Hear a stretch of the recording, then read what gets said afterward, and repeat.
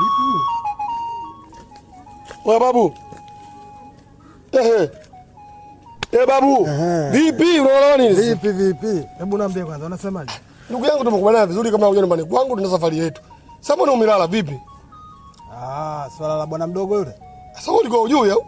Sawa. Lile sasa kuna utaratibu ambao natakiwa tuzungumze. Sio kama hivyo ulivyolichukulia wewe. Utaratibu gani ndugu yangu? Yule mtu kashaonekana, mimi mpaka alipokuwa napajua. Inuka ndio utaratibu wa nini? Kupajua alipo sio sababu. Nisikilize kwanza. Kuna vitu ambavyo vinatakiwa tuzungumze mimi na wewe. Kaa kwanza chini hapa. Mimi siwezi kukaa ndugu yangu, sema kubaliana tuende zetu. Nikae vipi?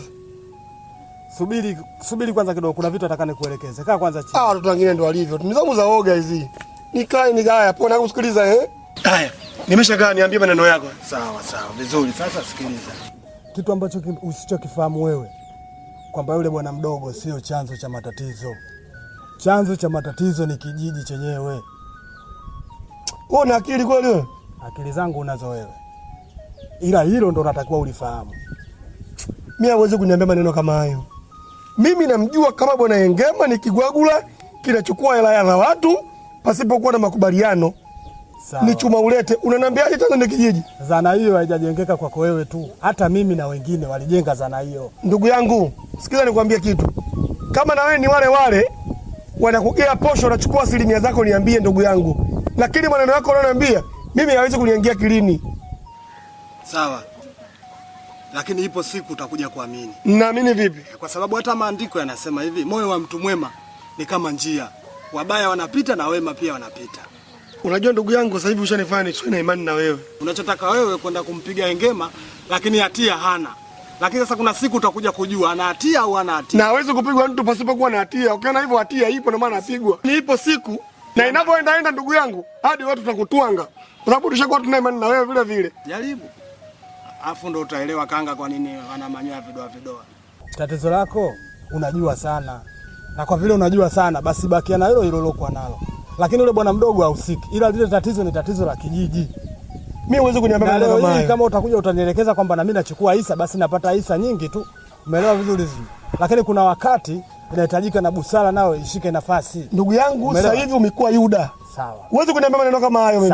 Sawa. Ila sasa usichokifahamu wewe kwamba hata huyo Engema shutuma ambazo anazipokea sio za kwake.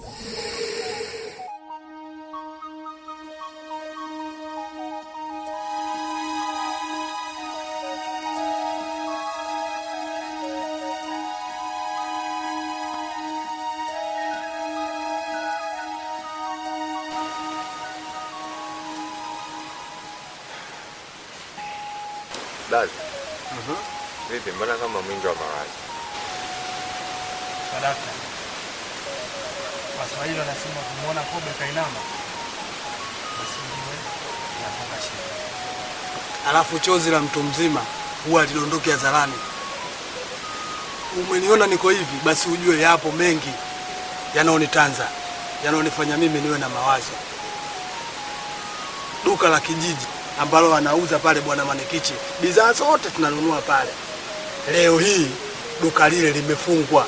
Kuna kijana amekwenda kuchukua vitu vya kishirikina ili kusudi ajipatie pesa katika njia za ushirikina. Engema. Juzi tumekutana naye pale bondeni pale. Tumemkanya juu ya swala hili. Hata sijui kama atakuwa ametusikia, ametuelewa maskini ya Mungu au ndo basi vitola. Ndugu zangu, vitola vinakuja vinaumiza watu. Na hivi ndio vitu ambavyo vinanifanya mimi nikae nafikiri leo limenikuta huyu, kesho litamkuta huyu, kesho kutwa litanikuta na mimi. Na sisi sote hapa kijiji hiki ni familia. Hiki mnachokifikiria ndio kitawatoa kuchukua pesa tu kwa njia za mkato kama pasipo kufanya kazi. Ndio kweli utatoka, ndio kweli kutazitakuondolea shida zako, matatizo yataisha kwa njia hizi. Kwa hiyo ndio hilo linalofanya uwe na mawazo. Sasa bwana mdogo, hilo unaliona dogo hili? Hivi kwa nini wewe umekuwa mvivu wa kufikiri? Au sawa, lakini umri wako unawezekana ikawa ndo unastahili uwe hivi. Sawa. Hilo naliona dogo wewe. Lakini sio dogo, hilo ni kubwa. Unajua brother, kila kijiji kina changamoto yake. Kijiji hiki kina changamoto hii na kijiji hiki kina changamoto hii. Kwa hiyo brother, kukipata kijiji kisichokuwa na changamoto hakuna. Anyway brother, Na nimekuja hapa na shida ya shilingi 1000. Sasa 1000 hiyo wewe ya nini? Kwa shilingi 1000 kwa umri niliokuwa nao mimi naendana nayo. Ila ningekomba kama laki kwa 50 ungekuwa naje?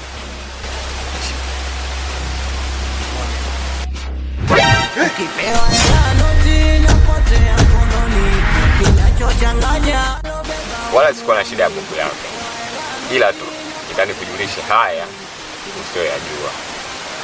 Juzi mlimpiga Engema, kumsema sana kuwa na kitola kwa sababu tu ilipotea pesa mikononi mwake.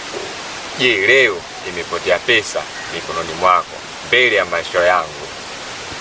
Je, blaza, pigwe?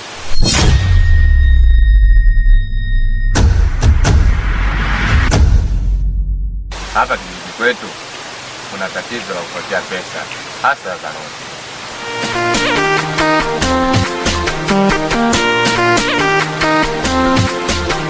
una viji vingi lakini kibala, hadi watu wake wanakosa mpaka la amani hakuna kabisa. Hata sielewi chochote mimi. Kwa vile hili jambo lipo kijijini, ipo siku utakuja kuona kwa macho yako. Sawa, mimi nimekusikia.